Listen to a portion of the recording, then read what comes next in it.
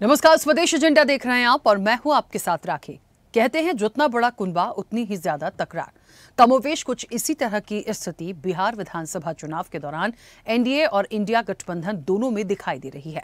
महागठबंधन में कुनबे की ये कलह भी ज्यादा खुलकर नामांकन और नाम वापसी के बाद सामने आई है। दरअसल बिहार विधानसभा चुनाव में एनडीए पूरी मजबूती के साथ मैदान में है, लेकिन बीजेपी ने 101 उम्मीदवारों की लिस्ट अपने 16 विधायकों का टिकट काटा है। ये सभी 16 विधायक 2020 में भाजपा के टिकट पर चुनाव जीते थे। वो एनडीए की चिंता बढ़ा रहे हैं, तो वहीं दूसरी ओर महागठबंधन में गांठ सुलझने का नाम नहीं ले रही, क्योंकि महागठबंधन में सीट शेयरिंग का औपचारिक ऐलान नहीं हो सका, जिसके चलते कई सीटों पर महागठबंधन के उम्मीदवार आपस में ही टकरा रहे हैं। आरजेडी के 143 उम्मीदवार उतारने से पहले ही महागठबंधन में चल रही तनातनी खोलकर सामने आ चुकी है। कुल मिलाकर 11 सीटों पर महागठबंधन ने एक दूसरे के खिलाफ कैंडिडेट्स उतारे हैं। अब ये तो साफ है कि 11 सीटों पर महागठबंधन में एक दूसरे के खिलाफ आपसी फाइट का सीधा फायदा एनडीए को होगा। बात पहले चरण की करें तो 121 सीटों पर आरजेडी और जेडीयू की सर्वाधिक सीटें दांव पर लगी हैं। महागठबंधन की तरफ से आरजेडी 71 सीटों पर चुनाव लड़ रही है, तो एनडीए की ओर से जेडीयू ने पहले फेज में 75 सीटों पर प्रत्याशी उतारे हैं। अब पहले चरण की जिन 121 सीटों पर मतदान होना है, उनमें से 3 दर्जन सीटों पर आरजेडी और जेडीयू की सीधी लड़ाई है, जबकि 23 सीटों पर आरजेडी और बीजेपी के बीच मुकाबला है। तो वहीं कांग्रेस और बीजेपी के बीच पहले चरण में सिर्फ 13 सीटों पर सीधी लड़ाई है, जबकि 1 दर्जन सीटों पर कांग्रेस बनाम जेडीयू है। लेकिन महागठबंधन में गांठ और एनडीए में फांस किसकी राह को आसान और किसकी राह मुश्किल करेगी, ये देखने वाली बात होगी। आज इसी पर विस्तार से करेंगे चर्चा। उससे पहले देखिए ये रिपोर्ट।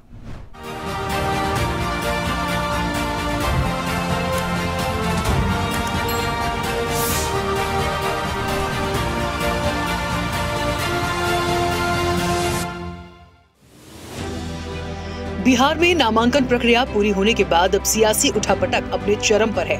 मतदान को लेकर वक्त अब ज्यादा नहीं रह गया है। ऐसे में एनडीए और इंडिया दोनों ही गठबंधन में चुनावी बिसात पर अपनी अपनी गोटियां फिट की जा रही हैं। लेकिन बेमेल बिहार के चुनावी और सियासी समीकरणों ने दोनों ही दलों की मुश्किलें बढ़ा रखी हैं। बात एनडीए की करें तो नामांकन से पहले सीट शेयरिंग को लेकर मनमुटाव की बात जरूर सामने आई, लेकिन नामांकन के साथ सारे विवाद सुलझा लिए गए। मगर जिस तरह से बीजेपी ने अपने कोटे की 101 सीटों पर टिकटों के बंटवारे में जिन 16 मौजूदा विधायकों के टिकट काटे हैं, उसने पार्टी नेताओं की चिंता जरूर बढ़ा दी है। बीजेपी के कई बड़े नेताओं और पूर्व मंत्रियों के टिकट काटकर नए और युवा उम्मीदवारों को मौका दिया है। इनमें विधानसभा अध्यक्ष नंदकिशोर यादव, पूर्व मंत्री रामप्रीत पासवान, अमरेंद्र सिंह, राम सूरत राय जैसे बड़े नेता शामिल हैं। साथ ही वीआईपी से भाजपा में शामिल हुए 2 विधायकों को बेटिकट किया गया है। तो वहीं महागठबंधन में खींचतान जारी है, क्योंकि नामांकन के बाद भी करीब 1 दर्जन सीटों पर जिस तरह से महागठबंधन के उम्मीदवार एनडीए के साथ अपने ही सहयोगी दलों से टकरा रहे हैं, उससे मतदाताओं में बिखराव तय है, जिसका सीधा फायदा एनडीए को होगा। दरअसल बिहार की सत्ता 2 दशकों से नीतीश कुमार के इर्द गिर्द सिमटी हुई है। आरजेडी अपनी वापसी के लिए कई दांव चल चुकी है, लेकिन बीजेपी जेडीयू गठजोड़ को चुनौती देने में सफल नहीं हो सकी। अब इस बार तेजस्वी यादव ने अपने प्रत्याशियों का दायरा बढ़ाया और सीट बंटवारे पर सहमति न बन पाने के चलते कई सीटों पर आपसी फाइट की स्थिति बन गई, जिसको लेकर बीजेपी और एनडीए के नेता महागठबंधन को निशाने पर ले रहे हैं। मैंने अपने जीवन काल में कभी इस तरीके का चुनाव नहीं देखा, जहां पे इतना बड़ा गठबंधन इस तरीके से बिखराव की कगार पर आ गया। मतलब सीटों के चयन में समझ में आ सकता है कि शायद विवाद हो, पर अभी तक सीटों की संख्या तक गठबंधन नहीं डिसाइड कर पाया है। और ऐसे में अगर इस भ्रम में है महागठबंधन के लोग कि भैया कुछ सीटों पे आमने सामने हो जाए, there is nothing called as friendly fight. Either you are friends or you are fighting with each other. ये दोस्ताना संघर्ष राजनीति में नहीं होता है, ये गलत शब्दावली है। मैं शुरू से कह रहा हूं, ये गठबंधन नहीं ठगबंधन, और इस ठगबंधन में सब अब अपने अपने अस्तित्व को बचाने में लगे, क्योंकि इधर एनडीए में नेता हैं नरेंद्र मोदी, नीतीश कुमार, यहाँ नेता भी हैं, उधर नेता नहीं। और ये ठगबंधन जनता में केवल भ्रम फैलाने की कोशिश कर के जो महागठबंधन वाले लोग हैं वो तो उन्हीं को छोड़ के जा रहे हैं। अभी देखा आपने, कई उनके दल हैं जिन्होंने अपनी ये कर लिया कि हम तो इस इलेक्शन में हमारे लड़ेंगे ही नहीं इसमें और हम साथ नहीं देंगे इनका। अभी से ये हाल है तो बाद में क्या होगा। अब महागठबंधन में सहयोगी दलों की संख्या बढ़ने के साथ ही सीट शेयरिंग को लेकर घटक दलों की सच्चाई सामने आने के बाद अब डैमेज कंट्रोल की कवायद भी होने लगी है। कुछ सीटों पर सहयोगी दलों ने एक दूसरे के खिलाफ खड़े अपने उम्मीदवारों को वापस लेना शुरू कर दिया है। इसके बाद भी करीब 1 दर्जन सीटों पर महागठबंधन आमने सामने मैदान में है। 6 सीटों पर कांग्रेस और आरजेडी, जबकि 4 सीटों पर कांग्रेस और वामपंथी दल के उम्मीदवार आमने सामने हैं और 1 सीट पर वीआईपी और आरजेडी के कैंडिडेट लड़ रहे हैं। इसके चलते महागठबंधन पर सवाल उठ रहे हैं, लेकिन बीजेपी के सवालों पर महागठबंधन के नेताओं का पलटवार है और दावा महागठबंधन की जीत का भी। जब जनता एकजुट है तो सबको एकजुट कर देगी। बीजेपी और चिराग जी का जो जुगलबंदी चल रहा है, नीतीश जी चुनाव के बाद आपको लगता है कि इन लोगों के साथ रहने वाले? हमारी इच्छा नहीं थी कि हम गठबंधन तोड़ें। 6 सीट पर पार्टी मन बना चुकी थी, परंतु फिर इंडिया गठबंधन के तरफ से ये बातें आई थी कि नहीं, आपको एकोमोडेट किया जाएगा, इंतजार करें, लेकिन इंतजार की इंतहा हो गई। महागठबंधन में आरजेडी सबसे ज्यादा सीटों पर चुनाव लड़ रही है। आरजेडी ने 143 सीटों पर उम्मीदवार उतारे हैं, तो कांग्रेस के 61 प्रत्याशी मैदान में हैं। इसके अलावा सीपीआई माले 20 पर, तो CPI 9 seat, CPM 4 seat, Mukesh Sahani की वीआईपी 15 सीट और आईपी गुप्ता की पार्टी 3 सीट पर चुनाव लड़ रही है। अब इस तरह आरजेडी पिछले चुनाव से 1 सीट कम पर लड़ रही है, तो कांग्रेस 9 सीटों पर किस्मत आजमा रही है। लेकिन बड़ा सवाल यही है कि जिन सीटों पर महागठबंधन के नेता ही एक दूसरे के खिलाफ ताल ठोक रहे हों, वो भला उन सीटों पर एनडीए को कैसे टक्कर दे पाएंगे। बहरहाल अब पहले फेज के इलेक्शन को 2 हफ्ते का समय बचा है, लेकिन दूसरे फेज के आखिरी दिन तक इंडिया गठबंधन में फूट, टिकट बंटवारे पर नाराजगी और अंदरूनी बगावत दिखी। ऐसे में स्पष्ट है कि महागठबंधन में सीटों पर फंसा ये पेच राहुल और तेजस्वी के लिए और बड़ा संकट खड़ा कर एनडीए की राह को और आसान करेगा। और एनडीए में जिन नेताओं को बेटिकट किया गया है, उससे आखिर कैसे डैमेज कंट्रोल होगा। स्पेशल रिपोर्ट, स्वदेश न्यूज।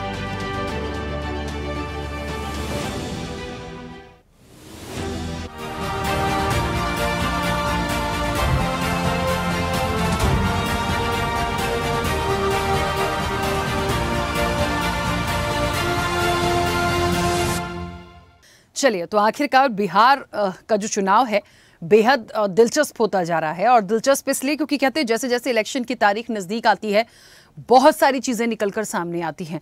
सबसे बड़ा इस वक्त बिहार चुनाव में बड़ा रोचक सी जो चीज़ हो गई है वो ये हो गई है कि एक तरफ जहां कांग्रेस और आरजेडी की हम बात करें या हम महागठबंधन की बात करें, वहां देखिए कुछ सीटों पर ये आमने सामने हैं। कैसे इन चीज़ों को आप निकाल कर लेकर जाएंगे। जो महागठबंधन है उसकी गांठ जो है प्रॉपर बनी हुई है अभी तक। एनडीए की हम बात करें तो जिन 16 लोगों के टिकट कटे हैं विधायकों के, नए लोगों को जो मौका दिया गया है वहां से उनकी भी चिंता बढ़ती है, क्योंकि जिन लोगों ने 2020 में जीत दर्ज करी थी, इस बार आपने उनके टिकट काटे हैं और नए लोगों को मौका दिया है, तो कहीं ना कहीं अंदर खाने में चिंता तो एनडीए को भी है। तो ये सारी चीजें जो है ना बड़ा रोचक करती हैं कि तनाव दोनों जगह है, परेशानियां दोनों जगह हैं, उलझने दोनों जगह हैं, कहीं गांठ है तो कहीं फांस है। ये सारी चीजें लगातार चलती जा रही हैं, लेकिन ये जनता जनार्दन को तय करना है कि इन सारी चीजों का सॉल्यूशन निकलेगा कैसे। जैसे जैसे समय नजदीक आ रहा है इनका समाधान होना जरूरी है, पर वो अभी दूर दूर तक नजर नहीं आता। हम सीधे चर्चा पर चलेंगे। हमारे साथ मेहमान जुड़े हैं। सबसे पहले आपका परिचय करा दें। भारतीय जनता पार्टी का पक्ष रखेंगे संतोष शाह। संतोष जी, बहुत स्वागत चर्चा में जुड़ने के लिए। जेडीयू का पक्ष रखेंगे मोहम्मद मोहिद्दीन राइन, अब से कुछ देर में हमारे साथ जुड़ेंगे। मोहिद्दीन जी का भी स्वागत है। कांग्रेस का पक्ष रखेंगे मृणाल अनामय, मृणाल जी का भी बहुत स्वागत है। आरजेडी का पक्ष रखेंगे रफ़ी उज़मा उर्फ भोलू, रफ़ी जी का भी बहुत स्वागत है चर्चा में जुड़ने के लिए। एलजेपी-आर से पक्ष रखेंगी मंजू रानी सिंह, मंजू जी का भी बहुत स्वागत है। और वरिष्ठ पत्रकार प्रियदर्शी रंजन हमारे साथ जुड़ेंगे। प्रियदर्शी जी, आपका भी बहुत स्वागत है। मैं चर्चा की शुरुआत सबसे पहले संतोष जी आपसे कर रही हूँ। मेरी आवाज़ पहुँच रही है? जी, आवाज़ पहुँच रही है। हाँ संतोष जी, क्योंकि जो गठबंधन है दोनों तरफ अलायंस है, ठीक है, चाहे एनडीए की बात करें चाहे हम इंडिया गठबंधन की बात करें, इन दोनों के बीच में बिल्कुल महाटक्कर है। बड़ा रोचक बिहार का चुनाव है, सिर्फ बिहार नहीं पूरे देश की नजर है और हर विधानसभा चुनाव किसी भी राज्य का हो अपने आप में महत्वपूर्ण होता है। बिहार के लिए थोड़ा इसलिए अलग हो गया क्योंकि बिहार की राजनीति बहुत अलग है, यहाँ के लीडर बहुत अलग हैं और दूसरी चीज बहुत सारे मुद्दे ऐसे आए हैं जिसको लेकर ऐसा समझ नहीं आ रहा कि आखिर जनता का रुख क्या होगा। लेकिन जनता का रुख तो जनता दिखाएगी। आप लोगों के जो अलायंस में जो चीजें चल रही हैं उसको लेके आप कैसे निकल पाएंगे? जिन 16 लोगों का टिकट कटा है, क्या उनको लेकर जो चिंताएं हो रही हैं उसको कैसे पूर्ति करेंगे, कैसे मान मनोवल करेंगे? क्योंकि नए लोगों को मौका दिया गया है। देखिए, ये सिर्फ कहने से तो नहीं हो सकता कि कोई नाराजगी नहीं है, कुछ नहीं है, क्योंकि जिनको टिकट मिलता है उनकी खुशी और जिनका टिकट कटता है उनका दुख, ये बहुत अच्छे से समझ में आता है राजनीति में। रूप से जिस विषय को आप अंकित कर रही हैं और भारतीय जनता पार्टी और एनडीए के अंदर एकजुटता बनी हुई है, कहीं से भी कोई फूट नहीं है। हम एक साथ मिलकर चुनाव लड़ रहे हैं। चुनाव के पहले से ही हमारा एनडीए का लगातार जो है कार्यकर्ता सम्मेलन, महासम्मेलन सारा कुछ हुआ है और सभी कार्यकर्ता एकजुट होकर लगातार अभी हम लोग विधानसभा में भी कार्यकर्ताओं के साथ बैठक कर रहे हैं। जहां टिकट काटने की बात है तो पहले भी कई राज्यों के चुनाव में टिकटें कटी हैं और भारतीय जनता पार्टी एक अनुशासित पार्टी है और जो भी हमारे नेता का टिकट कटता है थोड़ा मलाल होता है, लेकिन वह कभी नुकसान के लिए नहीं सोचते हैं। पार्टी को अपना परिवार मानते हैं, भाजपा को अपना मां मानते हैं। इसलिए कहीं भी आप देखेंगे कि कोई बहुत बड़ा खुलकर कोई ऐसा रिएक्शन सामने नहीं आता है। मानव स्वभाव में चीजें रहती है, थोड़ा मन के अंदर विषय आता है, लेकिन वो बहुत महत्वपूर्ण नहीं रहता है। पार्टी ने जो सम्मान दिया है वह उसका ऋण भी उस नेता पर, उस विधायक पर रहता है। इसीलिए वह चाहते हैं कि जो भी हमको मिला है पार्टी ने ही दिया है और आने वाले समय में भी पार्टी जो विचार करेगी। ठीक है, चलिए मैं वापस आऊंगी। मोहिद्दीन जी, मैं इससे पहले जेडीयू से सवाल करूं। प्रियदर्शी जी, क्योंकि थोड़े से वक्त के लिए हमारे साथ जुड़े हैं तो मैं चाहती हूं पहले उनकी एक प्रतिक्रिया आ जाए। प्रियदर्शी जी, मेरी आवाज सुन पा रहे हैं? जी बिल्कुल। हाँ, प्रियदर्शी रंजन जी, क्योंकि आप एक वरिष्ठ पत्रकार हैं, बिहार को तो बहुत अच्छे से नजदीक से देख ही रहे हैं, आप समझ भी रहे हैं। फिलहाल जहां पे चीजें आकर रुकी हैं, इसका क्या सॉल्यूशन दिखता है और उसका प्रभाव कितना पड़ेगा? चाहे एनडीए की बात कर लें, 16 लोगों के टिकट कटना, नए लोगों को मौका देना, कहने में साधारण प्रक्रिया है, लेकिन जिनके टिकट कटे हैं वो कोई छोटी मोटी हस्तियां नहीं है, पहली चीज। दूसरी चीज, महागठबंधन की यदि हम बात करें तो यहाँ पे कुछ सीटें ऐसी हैं जहां आपस में ही तैयार हैं, आमने सामने हैं। तो इन सब चीजों से ये निकलेंगे कैसे? इसका समाधान नहीं निकालेंगे तो अपना ही नुकसान करेंगे। बिहार में एक कहावत है कि ज्यादा जोगी मठ उजाड़, वो दोनों गठबंधनों पर लागू होता है। पार्टियों का समावेश हो गया है, इस साथ लेकर के चलना बड़ा मुश्किल हो रहा है। गठबंधन के नेताओं को जो भी कमान है गठबंधन के भीतर जो सरपंच बने हैं, उनके निर्णय को कोई दल दूसरे दल वाले मानने को तैयार नहीं है। महागठबंधन के भीतर भी है, एनडीए के भीतर भी है। एनडीए के भीतर थोड़ा कम है क्योंकि भारतीय जनता पार्टी का प्रेशर सभी अन्य दल मान रहे हैं, लेकिन आरजेडी का प्रेशर या कांग्रेस का प्रेशर महागठबंधन के भीतर कोई दल मानने को तैयार। इन सबसे बड़ी बात यह है कि जिस बात की चर्चा हो रही है, गठबंधन फ्रेंडली फाइट कर रही है और एनडीए के भीतर 15 से अधिक सीटों में विधायकों का टिकट काट दिया है। देखिए, मुश्किल होने वाला है। इंडिया ब्लॉक वाले आपस में टकराएंगे और एनडीए वालों को अपने बागियों से बचना होगा। आप 11 सीटों पर चर्चा कर रहे हैं, 12 सीटों पर चर्चा कर रहे हैं, इंडिया ब्लॉक वाले सीधे टकरा रहे हैं, सीधे इनका नुकसान होता हुआ देखिए। उपेंद्र कुशवाहा की पार्टी है एनडीए के भीतर, 6 सीटें है और 5 सीटों पर बागी खड़े हो गए हैं। 5 सीटों पर बागी खड़े हो गए हैं एनडीए के। कैसे उन सीटों का मूल्यांकन कर रहे हैं? इस समय बैठ करके सब कुछ सहज तो नहीं है। एनडीए के भीतर चीजें बिल्कुल भी बिगड़ चुकी हैं, इंडिया ब्लॉक के हाथ से निकल चुकी है, एनडीए ब्लॉक के हाथ से निकल चुकी है। जो भी आएगा ना, वो प्रसाद भगवान का प्रसाद समझ करके ये लोग ग्रहण करेंगे कि ईश्वर की यही इच्छा थी।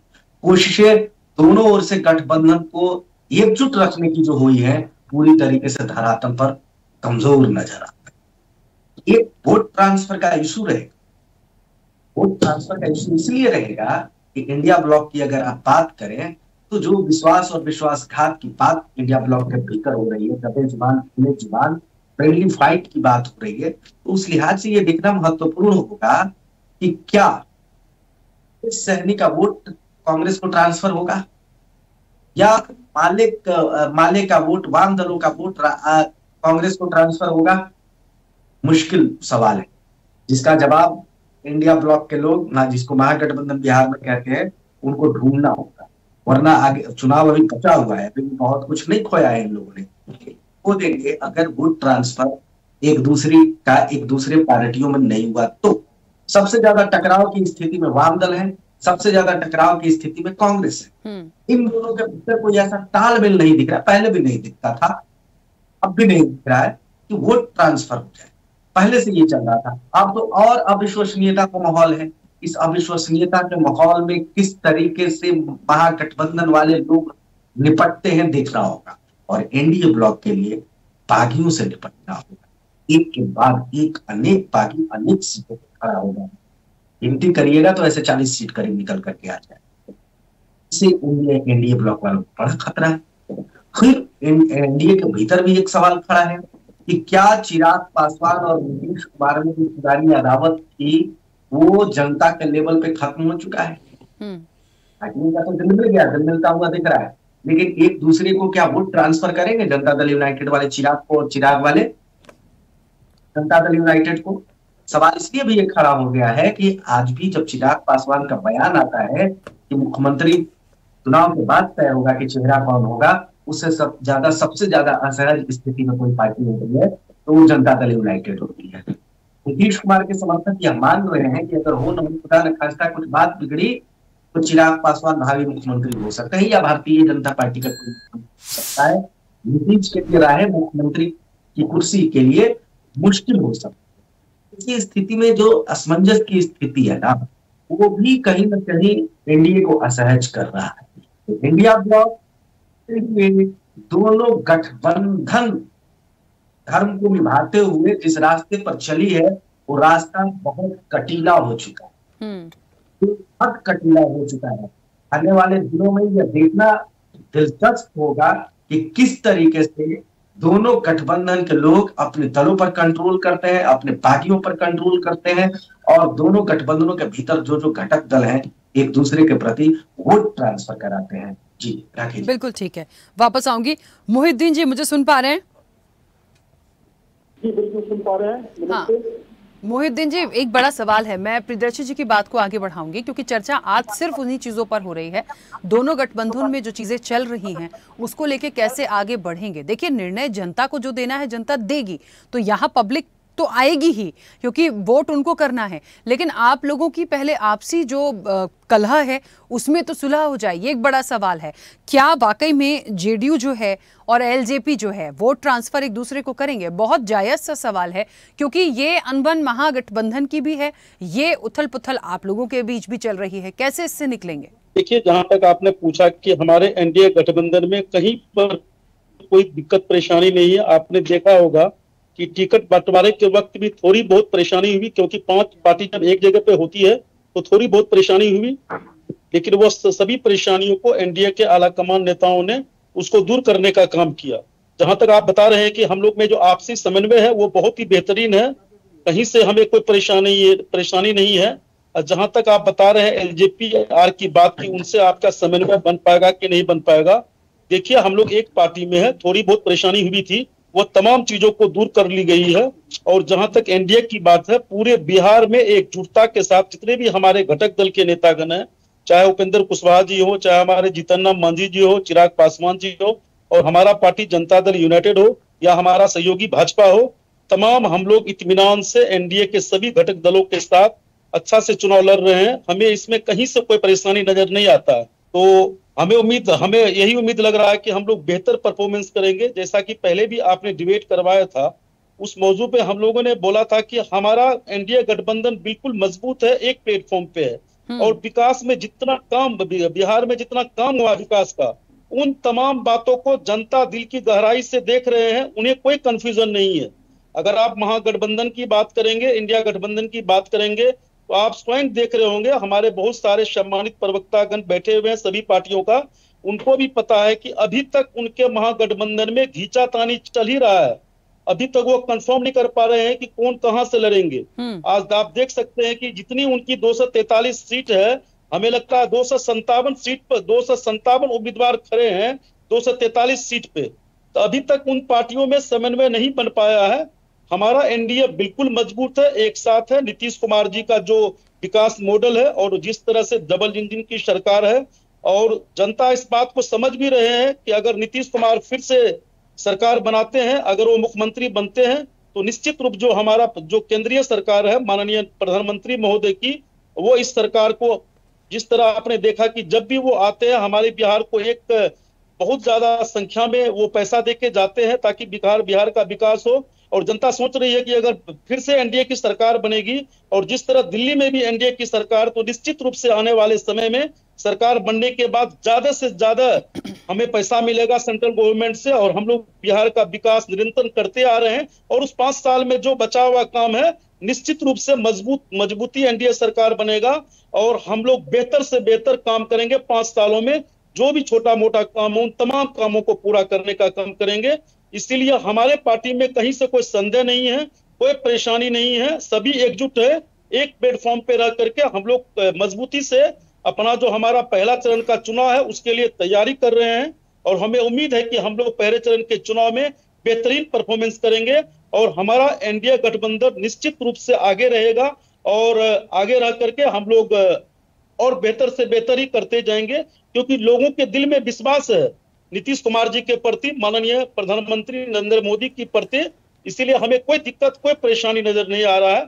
हम लोग बिल्कुल सही सलामत अच्छे ढंग से गठजोड़ बना के चुनाव लड़ रहे हैं। अगर आपका कोई और सवाल है तो पूछा जाए। नहीं, जैसे जैसे चीजें आगे बढ़ेंगी देखिए वो तो सामने आ जाएंगी तस्वीरें। हर पार्टी का अपना अधिकार है अपना पक्ष रखने का, ये कहने का कि हमारे बीच कोई परेशानी नहीं है। अभी देखिए इंडिया गठबंधन की मैं बात करूं तो 11 सीटों पर तो ये आमने सामने ही है, तो कैसे निकलेंगे। लेकिन जब बात की जाएगी तो यही कहा जाएगा कि नहीं ऐसा नहीं है, हमारी पार्टी में सब कुछ ठीक है, हम लोग इसको ठीक कर लेंगे। ऐसा नहीं होता, अंदरूनी रूप से चीजें आती हैं। यदि प्रियदर्शी जी ने कोई बात उठाई है तो जाहिर तौर पर कुछ ना कुछ उसके पीछे होगा। खैर, गठबंधन में गांठ हो, फांस हो, कुछ भी हो, ये पार्टियों को देखना है, ये हमें नहीं देखना, ये पार्टियों को देखना है। हमारा मकसद सिर्फ ये होता है कि इन चीजों को आप लोग बैलेंस कैसे करेंगे, क्योंकि जरूरत से ज्यादा गांठ हो या फांस हो, वो दोनों ही हानिकारक हो जाती है। तो इसलिए हम इस चर्चा पे हैं। खैर, वापस आएंगे। मृणाल जी, मेरी आवाज पहुंच रही है? जी, पहुंच रही है मैम।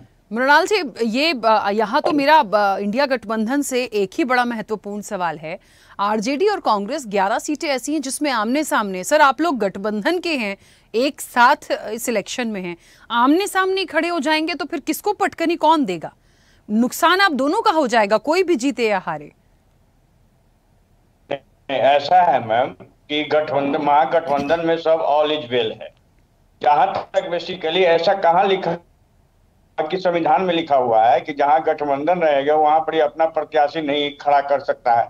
हम लोग का अपना रणनीति हो सकता है। इनके जैसे एनडीए की जिस प्रकार से कार्य प्रणाली है कि जो मोदी जी बोल दिए और जो बेसिकली अमित शाह बोल दिया, वही बेसिकली इनका रामबाण हो गया। लेकिन हम में लोकतंत्र है और लोकतंत्र में हम लोग रणनीति बनाकर चलते हैं, और इस बार 2025 नीतीश फिनिश, ये हम लोग का नारा है। और अब तो गठबंधन जो है सब तरह से हो चुका है, सीट भी फाइनलाइज हो गया है और हमारे प्रत्याशी भी उतर चुके हैं। अब तो इसकी चर्चा करना बेमानी होगा। बेसिकली मुद्दे की चर्चा करना है कि किस प्रकार से 20 साल इन्होंने विनाश काल के रूप में लिया है, वो हम लोग को पब्लिक को दिखाना है। और जिस प्रकार से पब्लिक पलायन कर रही है, अभी आपने देखा होगा कि गुजरात से आने के टाइम में कितनी लंबी लाइन थी बिहार के लोगों को यहाँ पर पहुंचने में, तो सोचिए कितना पलायन हुआ है यहाँ पे। हेलो, हाँ, बोलिए, आप बोलिए। हाँ, तो कितना पलायन है। हाँ, पलायन है। दूसरी चीज की इतनी बेसिकली संविदा में नौकरियां बांटी जा रही है कॉन्ट्रेक्चुअल बेसिस पर कि यहाँ के युवा परेशान है। ये बराबर कहते हैं कि हमने रोड या इंफ्रास्ट्रक्चर बना दिया, तो मैं तो इनको कहता हूं कि कभी आप जो है उसमें जाके देख लीजिए प्रखंड में और जिला में कि जो आपने इंफ्रास्ट्रक्चर बनाया है अस्पताल में, उसमें ना डॉक्टर है ना नर्स है। तो आप न वहां पर आप देख लीजिए कि प्रखंड में और जिला में मुख्यालय में कि वहां पर भ्रष्टाचार कितने सीमा पर है।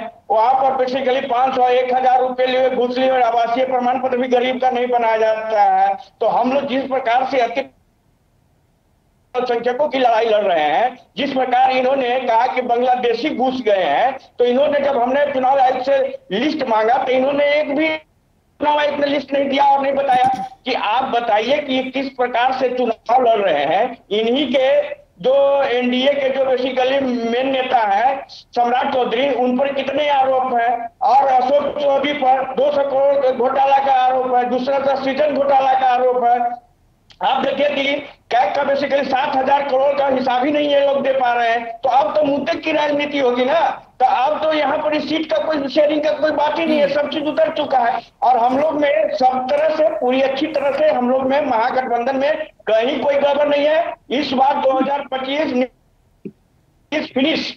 सर लेकिन एक बात बताइए ना, 2025 नीतीश फिनिश, तो नीतीश के बाद कोई तो होगा, जरूरी थोड़ी है इंडिया गठबंधन से कोई ना कोई जीतेगा। नीतीश जी नहीं होंगे तो बीजेपी से कोई आ जाएगा, बीजेपी नहीं होगा तो अभी प्रियदर्शी जी बता रहे थे एलजेपी से कोई हो जाएगा। यही तो खेल है, यही तो खेल है इन लोगों को का एनडीए का। आप देख लीजिए महाराष्ट्र में किस प्रकार से शिंदे जी को बलि का बकरा बनाया, ये कभी नहीं बोल पा रहे हैं, जबकि नीतीश जी ने कहा कि हमको लीक कर दो, लेकिन ये लीक कर नहीं दे रहे हैं। ये कह रहे हैं कि उनके नेतृत्व में चुनाव लड़ेंगे। अरे भैया, नेतृत्व में तो आपने महाराष्ट्र में भी चुनाव लड़ा था शिंदे जी के विरुद्ध, और उनको क्या कर दिया आपने, उनको धोखा दे दिया। तो यहाँ पर भी तो आप वही करने जा रहे हैं। तो आप अपने गठबंधन में देखिए ना किस प्रकार से आपने 101 सीट पर, तभी 2000 विधानसभा में 115 सीट पर नीतीश जी लड़े थे, और यहाँ देखिए कि 101 पर, और बीच में वो विलन लेके आ गए क्या, जो हनुमान थे इनके चिराग पासवान, उनको बेसिकली कई सीट पर दिया गया है। तो ये सब तो बेसिकली जिस प्रकार की राजनीति बेचारे नीतीश जी के साथ खेल रहे हैं ये लोग, बीजेपी के लोग, वो लोग बेसिकली आप देख लीजिए किस प्रकार की राजनीति कर रहे हैं। वो हमेशा से नीतीश जी को हटाने के लिए तरह तरह के भ्रम, ठीक है, बोल रहे हैं कि नीतीश जी का बेसिकली माइंड खराब हो चुका है, ये बेसिकली कुछ से कुछ कर रहे हैं। आज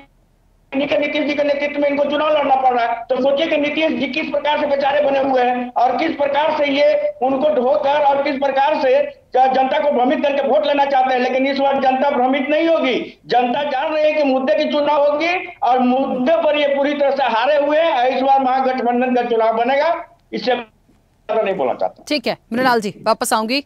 रफी उस्मा जी, मेरी आवाज पहुंच रही है? जी राठी जी। हाँ रफी उस्मा जी, मैं आपसे भी सवाल करूंगी। देखिए कांग्रेस कह रही है कि किसी संविधान में लिखा है कि आमने सामने नहीं हो सकते या एक साथ नहीं लड़ सकते। बात इस चीज के लिए लिखा हो या ना लिखा हो, आप लोग सहयोगी हैं। आपत्ति इस बात की नहीं कि आप लोग आपस में एक दूसरे के सामने क्यों उम्मीदवार हैं। बात इस बात की है कि कोई और पार्टी होती तो हो सकता है 11 सीटें आप जीत लेते। यहाँ आप दोनों क्योंकि गठबंधन का हिस्सा, कोई एक जीतेगा तो दूसरे की सीट जाएगी, और गठबंधन का हिस्सा है, नंबर ऑफ सीट्स कम होगी गठबंधन की। बात इस चीज की थी। तो क्या इसका कोई समाधान नहीं है? ऐसा नहीं लगता इसका कोई सॉल्यूशन हो सकता है, या आप लोगों के हित का है? और ये इतने क्लैशेस क्यों?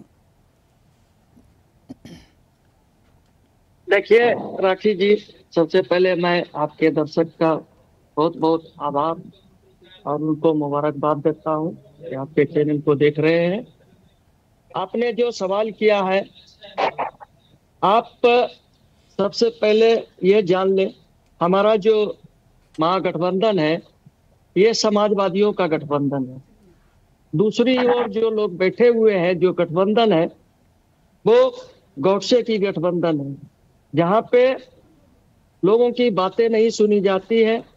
दो आदमी उस गठबंधन के कर्ता धर्ता है, उस गठबंधन के मालिक है।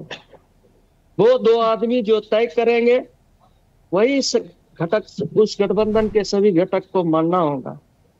आपको याद होगा मांझी जी गिड़गिड़ा रहे थे कि हमें 15 सीट दे दीजिए, हमारी जो है पार्टी का रजिस्ट्रेशन हो जाएगा, हमारे परिवार में 15-16 लोग हैं, हमको 15 सीट दे रहे हैं। कहाँ चली गई? आपने देखा कि सीट बंटवारा जब हो गया, 6 सीट जो है माननीय उपेंद्र कुशवाहा जी को दिया गया और अनाउंस किया गया कि सहमति बन गई है, सीट का बंटवारा हो गया। वही कुशवाहा जी आप मीडिया के सामने आकर बोले कि ये पूरी तरह से भ्रमात्मक न्यूज है, इस तरह का कोई सहमति नहीं बना है, मैं उस सहमति को नहीं मानता हूं, ये लोग जो है बार्गेनिंग कर रहे हैं, ये सही बात है ना।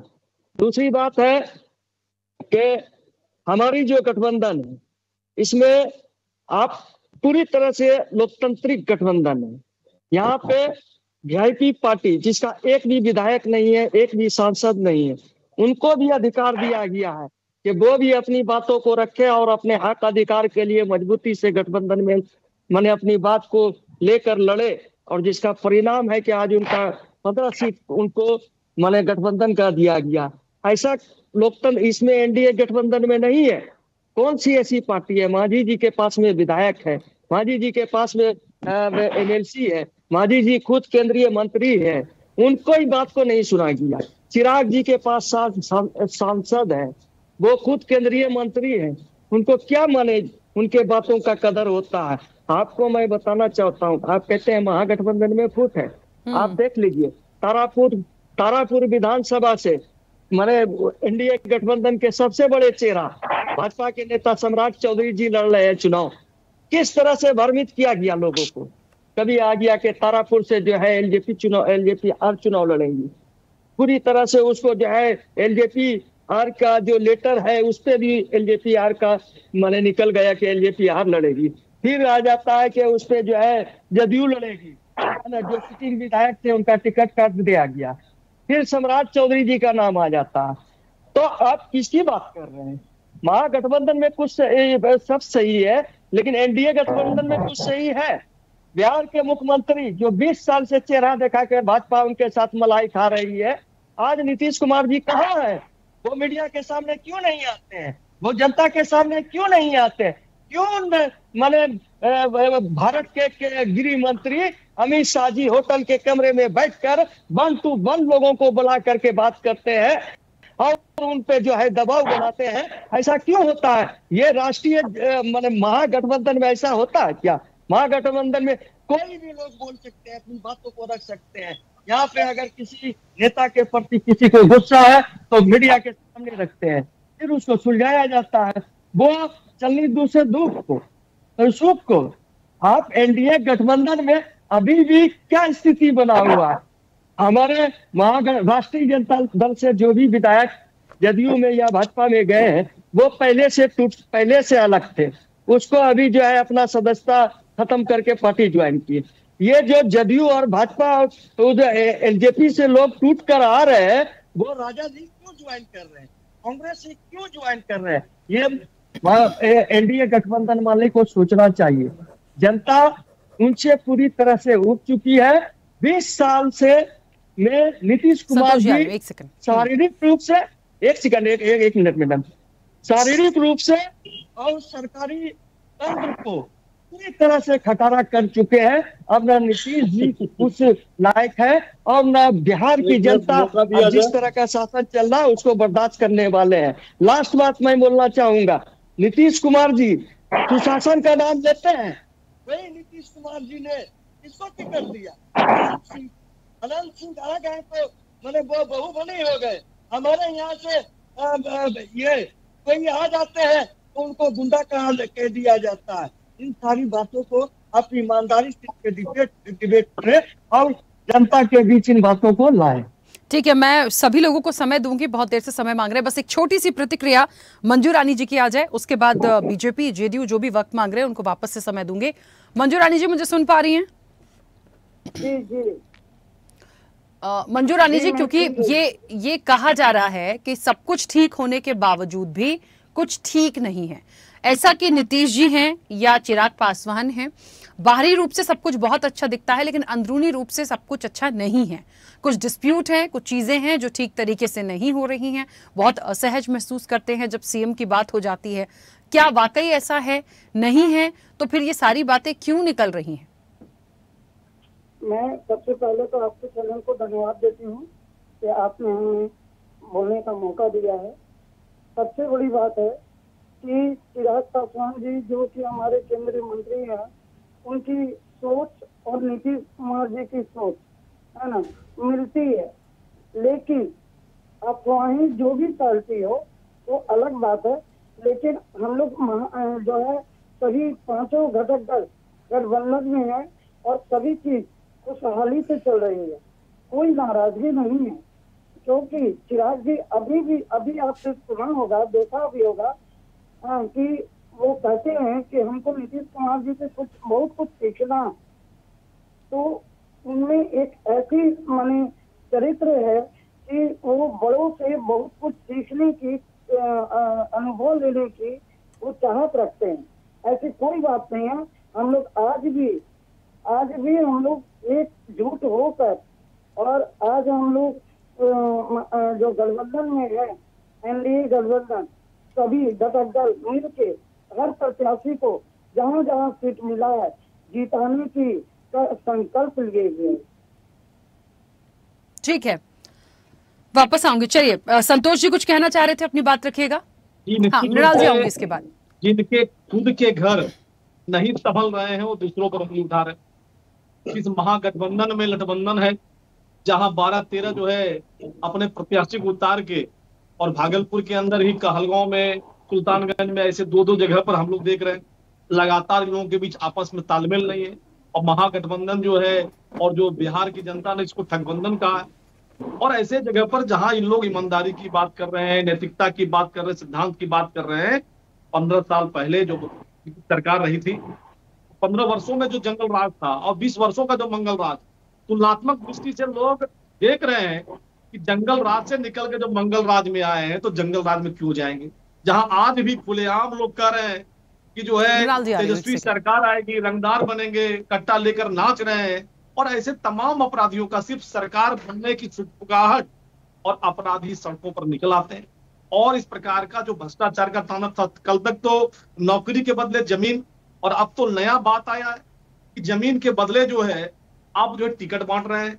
पटना की रील पर ध्यान मत दीजिए, रियल पर ध्यान दीजिए।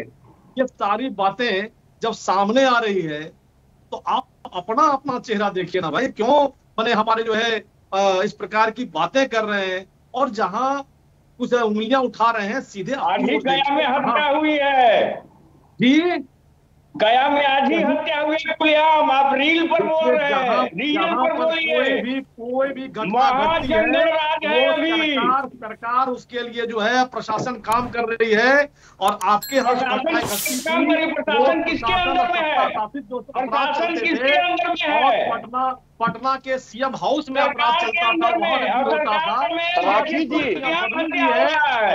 जी आ रही हूँ रफी जी, एक सेकंड रुकिए। के पीछे होता है, इसीलिए यह मंगल राज है और मंगल राज से जंगल राज की ओर बिहार नहीं जाएगा। हाँ ठीक है मृणाल जी, हाँ बोलिए। मंगल राज है। मृणाल जी बोलिए, अपनी बात रखिए। देखिए जिस प्रकार की बात कर रहे हैं कि रील पर इन्होंने देखा है कि कट्टा लहरा रहे हैं, ये रील की बात है। रील में, सिनेमा में तो बहुत दिखाता है, तो उसमें तो बहुत प्रकार की बेसिकली बातें गढ़ी जाती है, लेकिन आप रियल में देखिए कि अभी गया में खुलेआम हत्या हो रहा है और ये क्या बोल रहे हैं कि ये जंगल राज था। अभी तो अमंगल राज चल रहा है, महाजंगल राज चल रहा है। आप जाके भ्रष्टाचार देखिए, जाके प्रखंड कभी घूमे हैं, कभी गांव घूमे हैं, किस प्रकार की बेसिकली जातीयता बढ़ती जा रही है लोगों के साथ। वहां बड़ी जितने भी पदाधिकारी है वो बिना पैसा लिए हुए कोई काम नहीं कर रहे हैं। दूसरी बात कि यहाँ आप कह रहे हैं कि शराब बंदी है, तो आप घर घर जाके देखिए कि शराब बिक रहा है और जबरदस्ती से बिकने वाला है वो आपके हेलीकॉप्टर और गाड़ी पर बैठकर घूम रहा है और बेचारे जो है उनको पकड़ के आप जेल में ठूस रहे हैं। तो ये अत्याचार कैसे चलेगा? दूसरी चीज कि हमारा महागठबंधन अधिकार की लड़ाई लड़ रही है। हमने कांग्रेस ने कहा है कि जब हम सरकार में आएंगे तो 10 नया संकल्प लेके आएंगे, जिसमें कि गरीबों के लिए वो संकल्प है, जिसमें अति पिछड़ों के लिए, दलितों के लिए, अल्पसंख्यकों के लिए है कि जो गरीब परिवार होंगे उनको हम लोग गांव में 5 एकड़ जमीन देंगे और शहर में खेती करने के लिए 3 एकड़ जमीन देंगे। तो ये सब प्रकार से हम लोग न्याय दे रहे हैं। दूसरी पार्टी आरक्षण का भी हम लोग समझाएं कि 65% आरक्षण देंगे। आप जिस प्रकार से 10,000 रुपया दे के वोट खरीदने का कोशिश कर रहे हैं औरतों का बिहार के, बताइए ना कि 10,000 में कौन सा बिजनेस चालू होता है? और आप उस पर छोड़ देंगे क्या? उस पर ब्याज नहीं लेंगे क्या? सब देख लीजिए कि अभी सब फोन जाने लगा है, और तो लोग जो जितने भी नारी लोग यहाँ के लोग ने 10,000 रुपया लिया है, तो आप इस ठीक है आप हार रहे हैं, कहीं से कितने जनता नहीं जिताने जा रही है। आप डफली बजाते रहिए। ये जो आप जिस प्रकार की जो अनैतिकता बरत रहे हैं लोगों के साथ, महंगाई देके और अभी जीएसटी घटा दी है, तो लोग समझ नहीं रहे हैं क्या कि आप 10 वर्ष तक गब्बर टैक्स वसूले और अभी जीएसटी हटा के वोट खरीदने का कोशिश कर रहे हैं। आपके पास बताइए कि जिले में और हर एक प्रखंड में इतना ऑफिस बन गए, तो वो हजारों हजार करोड़ रुपया कहाँ से आया? लेकिन हम लोग को देखिए, कहीं पर ऐसा नहीं देखे होंगे कि हम लोगों ने जमीन खरीद के, हम लोग को तो जो बाप दादाओं के टाइम में जो जमीन दिया गया उसी पर अपना बेसिकली हम लोग ऑफिस बना के चला रहे हैं। लेकिन आप तो 5 स्टार ऑफिस बना के चला रहे हैं, चाहे दिल्ली में हो चाहे मृणाल जी। ठीक है, रोकूंगी, बाकी लोग भी समय मांग रहे हैं। ठीक है, हाँ मृणाल जी वापस आऊंगी, 1 सेकंड रुकिएगा। हाँ मोहिद्दीन जी बोलिए, इसके बाद रफी जी आप बोलिएगा, 1 सेकंड। देखिए, हमारे सम्मानित प्रवक्ता आरजेडी के भी मौजूद है, मृणाल साहब भी मौजूद है। हमें तो लगता है कि ये लोग लगता है कि पता न कौन सा चश्मा पहने हुए टीन वाला, इनको बिहार की तरक्की, बिहार का डेवलपमेंट, बिहार इतना शानदार व्यवस्था, बिहार में खुशहाली, लोगों में आपसी मोहब्बत, गंगा जमनी तहजीब, ये तमाम चीज क्या आप लोग को दिखाई नहीं पड़ता है सर? आप अपने दिल की गहराई में जब जाएंगे तो आपको बिहार आज 2005 से पहले की सरकार की बात हम नहीं कर रहे हैं, मगर आप जब दिल की गहराई में जाएंगे, अपनी आंखों को खोल करके देखेंगे तो 2005 से बिहार की क्या स्थिति थी वो आपसे छुपा हुआ नहीं है। लेकिन 2005 के बाद जिस तरह नीतीश कुमार ने बिहार को और हमारा एनडीए सरकार ने बिहार को संवारने सजाने का काम किया, हर एक पहलू पे, हर एक, चाहे वो महिलाओं के लिए हो, चाहे वो छात्रों के लिए हो, युवाओं के लिए हो, दलित के लिए हो, महादलित के लिए हो, अल्पसंख्यक के लिए हो, हर वर्ग के लिए माननीय मुख्यमंत्री ने काम किया। हम जानते हैं कि आप जान रहे हैं ये तमाम बातों को, लेकिन अपने जमा पे इस बात को नहीं लाते हैं, क्योंकि आप तो हमारे विपक्ष में हैं, और विपक्ष में रहने के कारण आप कभी भी हमारे बेहतरीन जो हमारा काम हुआ बिहार में उस मौजू पर एक भी बात नहीं कीजिएगा। लेकिन हमें पता है कि आप लोग दिल से जरूर महसूस करते होंगे, नीतीश कुमार जी ने, हमारा एनडीए के सरकार ने बिहार को कहां से लेके कहां तक पहुंचाने का काम किया। हम अल्पसंख्यक समुदाय के बारे में बात करना चाहते हैं। एनडीए सरकार में ही माननीय नीतीश कुमार, माननीय मुख्यमंत्री बिहार ने हमारे माइनॉरिटी के लिए कितना काम किया। राखी जी, इस बात को थोड़ा मैं अपने प्रवक्ताओं को कहना चाहता हूं। आज जो पिछली सरकार थी उसमें हजारों कम्युनल राइट्स हुए, जो हमारी पिछली सरकार थी 2005 से पहले। लेकिन 2005 के बाद अभी तक 2025 में एक भी हिंदू मुस्लिम में एक भी लड़ाई और झगड़ा नहीं हुआ। एक गंगा जमुनी तहजीब जो है अभी तक बरकरार है, वो किसकी देन है? माननीय नीतीश कुमार की देन है। आज हमारे अल्पसंख्यक समुदाय के लोगों को भी गुमराह करने का काम किया जाता है। मैं अल्पसंख्यक समुदाय के प्रवक्ता भी यहाँ बैठे हुए हैं, उनसे पूछना चाहता हूँ, आप दिल पे अपने हाथ रख के बोलिए कि इससे पहले क्या माइनॉरिटी का कोई ने विकास के बारे में सोचा? सिर्फ आपको एक वोट बैंक बनाने का काम किया, समीकरण से जोड़ करके रहा, मुस्लिमों का वोट लिया, आपको उतनी कभी भागीदारी भी नहीं दी। आप है 19%, वो है 14%, उसके बावजूद उनका 80 MLA, आपका 10 MLA। क्या आपको आपकी भागीदारी मिली? इतनी वोट हम देते हैं, वो आप विपक्षी को देते हैं, महागठबंधन के उम्मीदवारों को, लेकिन उसके एवज में कभी आपकी तरजीह आपको मिला, आपको भागीदारी मिला? चलिए मैं जवाब भी, Nitish Kumar, 1 minute madam, 1 minute Rakhi ji, जल्दी से कंप्लीट करिए। नीतीश कुमार जी को आपने चंद परसेंटेज वोट दिया, आपकी तरक्की, आपका डेवलपमेंट, आपके सरकारी मदरसाओं का सरकारीकरण, कब्रिस्तान की घेराबंदी, तालीमी मरकज का निर्माण, अल्पसंख्यक छात्रावास का निर्माण, आज आपके हर भवन में बीपीएससी की तैयारी के लिए आपको स्पेशल फ्री में कोचिंग करवाने का बात, आपके मान सम्मान का ख्याल रखना, ये किनके रीजन में हुआ है? नीतीश कुमार के रीजन में हुआ है। इसलिए सबसे पहले आप लोग टीम का चश्मा उतारिए और अपने नजर से बिहार को जब आप देखेंगे तो आपको लगेगा कि बिहार सरजमीन बहुत ऊपर तक पहुंच गया है। और हम यही उम्मीद करते हैं आने वाले, क्योंकि जनता को पूर्ण विश्वास है कि अगर कोई भी तरक्की होगी एनडीए सरकार में ही हमारा तरक्की और डेवलपमेंट होगा। और हमें पूरा बिहार के जनता में विश्वास है, आने वाले जो इलेक्शंस है उसमें हमारे एनडीए को प्रचंड बहुमत मिलेगा और नीतीश कुमार जी फिर से मुख्यमंत्री बनेंगे और बिहार का डेवलपमेंट करेंगे। रफी समझ अपनी बात रखिए, आइंदा भी वो चलने का काम करेंगे। राखी जी, मैं आपके माध्यम से भाजपा के जो प्रवक्ता बैठे हुए हैं भाई संतोष जी से सवाल करता हूँ कि आप 15 साल जंगल राज भगते हैं। क्या हिंदुस्तान के सबसे लोकप्रिय मुख्यमंत्री जिसको आप लोग मानते हैं और विकास पुरुष कहते हैं, 20 साल में इन्होंने विकास नहीं किया है? विकास की बात आप क्यों नहीं करते हैं? हमारे नेता आदरणीय तेजस्वी प्रसाद यादव जी मात्र 17 साल आप ही के माने गठबंधन के दूसरे घटक के साथ मोहिउद्दीन भाई के साथ उप मुख्यमंत्री रहे। उन्होंने 17 महीने में 20 साल के विकास को आपको झापने का काम किया। आपका औकात नहीं है कि बिना 15 साल औकात की बात मत कीजिए। अगर आपके उप मुख्यमंत्री ने कोई काम किया तो माननीय मुख्यमंत्री के बिना देश का कोई काम नहीं कर सकते हैं। आप उप मुख्यमंत्री हैं, मुख्यमंत्री का जब तक सहयोग नहीं मिलेगा आप कोई काम नहीं कर सकते बिहार में। भाई साहब जो आरजेडी के प्रवक्ता महोदय प्रकार की बातें करते हैं, क्या बात कर रहे हैं भाई? नीतीश कुमार की रही उसमें आप सहयोगी थे, बिना नीतीश के संभव नहीं था। और आप तीनों मुख्यमंत्री के क्या आपने आप कर सकते थे उस काम को? क्या करेंगे? संतोष भाई मानता हूँ कि मैं नीतीश जी का सहयोगी था।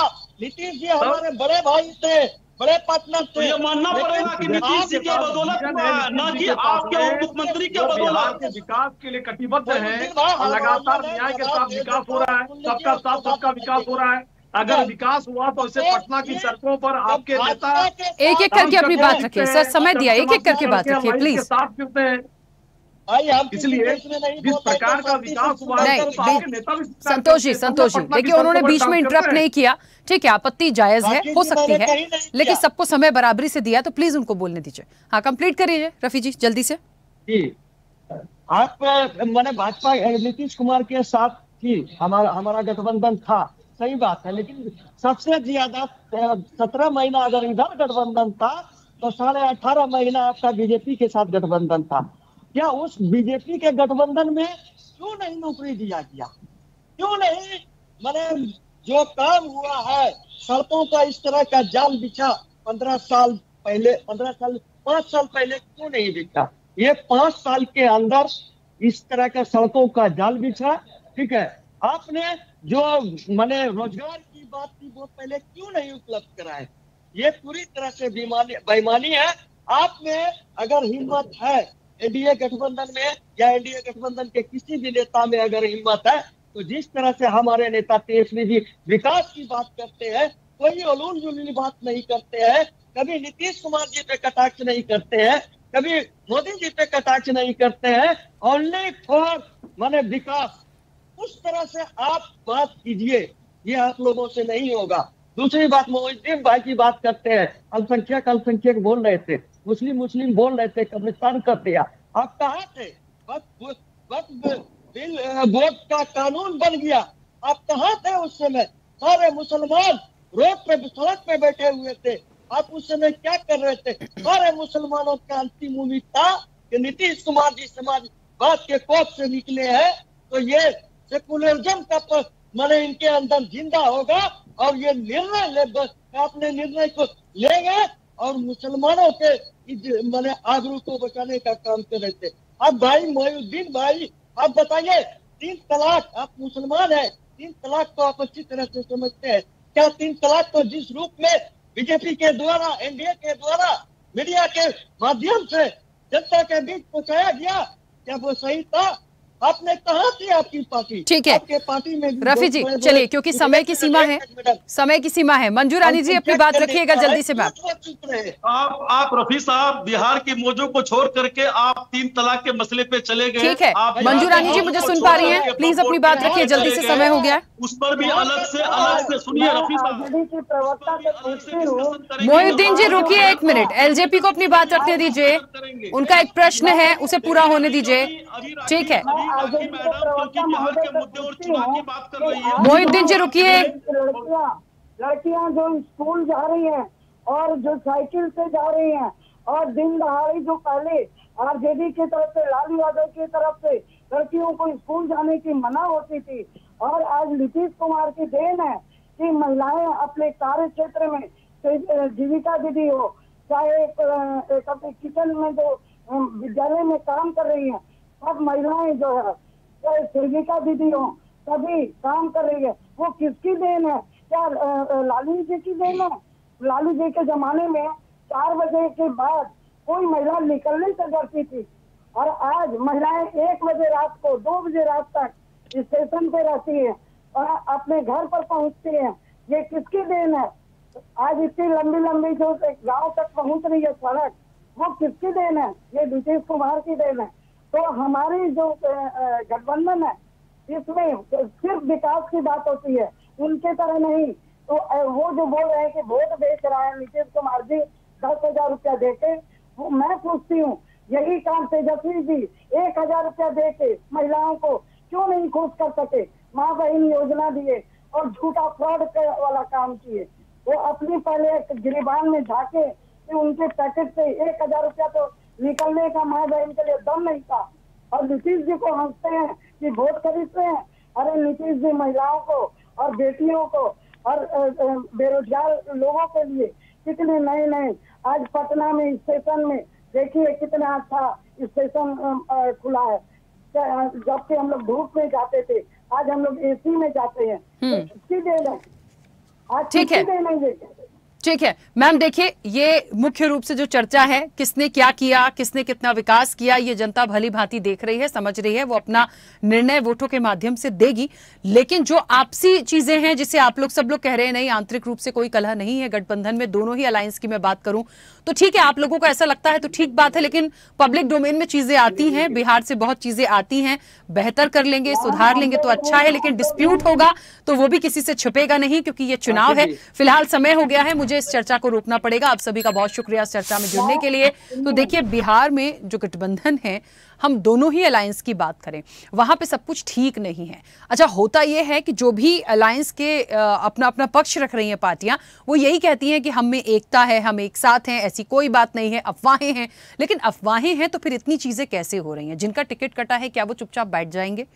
जिन लोगों को इंडिया गठबंधन में आमने सामने हैं, वहां इसका नंबर ऑफ सीट्स कम नहीं होंगी, कोई एक भी हारता है तो ये सारी चीजें समझने की हैं, लेकिन ये लोग इसे मानने को तैयार नहीं है। खैर, इसका कितना प्रभाव पड़ेगा ये तो आने वाले समय में हमें दिखेगा जब वोटिंग होगी और नतीजे आएंगे। फिलहाल चर्चा में इतना ही। बने रहिए स्वदेश न्यूज के साथ। सबसे पहले देश। ऐसे ही वीडियोस के लिए लाइक करें, शेयर करें, फॉलो करें, YouTube पर जाकर सब्सक्राइब कर बेल आइकन दबाना ना भूलें, और ताजा अपडेट्स के लिए स्वदेशलाइव.com पर जरूर जाएं।